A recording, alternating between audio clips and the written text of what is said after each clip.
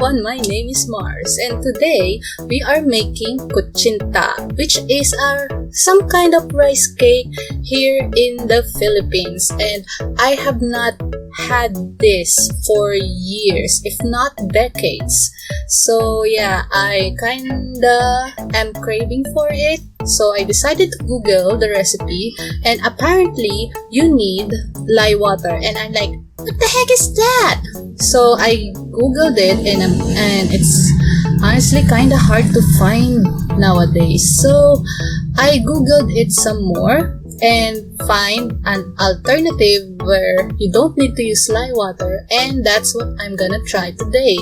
So let's go to the kitchen. From the blog I've read, since there's no lye water involved, we have to use cassava flour or tapioca starch to achieve that chewiness that this delicacy offers. Let's see if this works. We're gonna add a bit of all-purpose flour in it as well. Sugar, because flavored though. The recipe says brown sugar, but we kinda ran out, so I think regular white sugar should be fine. Alright, let's set it aside for a bit, and here I have a tiny bowl with water in them. Now, this suspicious reddish brown powder I put is annatto powder, or as we like to call it, achuete. This will be the one that will give that brownish color to the kutsinta. They say you can use brown food color, but we have it, might as well use it. Anyway, let's put it in the dry mixture and add more water into it. In this recipe, there's no such thing as over-mixing, so stir them until you can't see lumps. No, nothing. I probably should have mixed the annatto into hot water because I'm still seeing bits of powder into this. Ah, welp. Now the mixture looks pale, and if you see the thumbnail photo, it's quite brown. Don't worry about that. Don't add any more annatto. We're gonna put it into the molds now. I'm brushing all the molds with flavorless oil.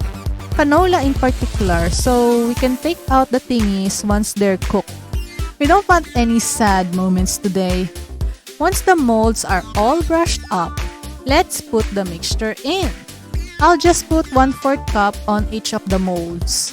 Oh, did I forget to mention we're not using oven today? That's right, this one will be steamed. It won't really take super long since these are small molds. Around 20 minutes or so. 20 minutes later! Alright, these are cooked. Yeah, baby! And here's what it looks like when taken out of the mold. I have to say, not bad for my first try in this. It's actually way easier than the other recipes I tried in this channel. Definitely gonna add this to my recipe archive. Okay, I can't really tell whether the taste is legit or not because I have not eaten this for years and I can't remember the taste of it, but it's chewy because I believe the kutsinta is chewy, and they're sweet. They're not super sweet, they're just the right sweetness for me, so I like it. Some prefer it with shredded coconut on top, but I prefer it plain. You know, I'm a very plain person. Yeah, and I'm actually surprised how easy it is to do, and I think anyone can make this recipe.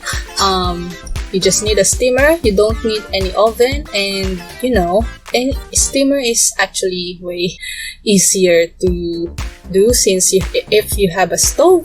So yeah, I suggest you give it a try and taste it yourself if it's a legit kutsinta or not. So yeah, let me know in the comments.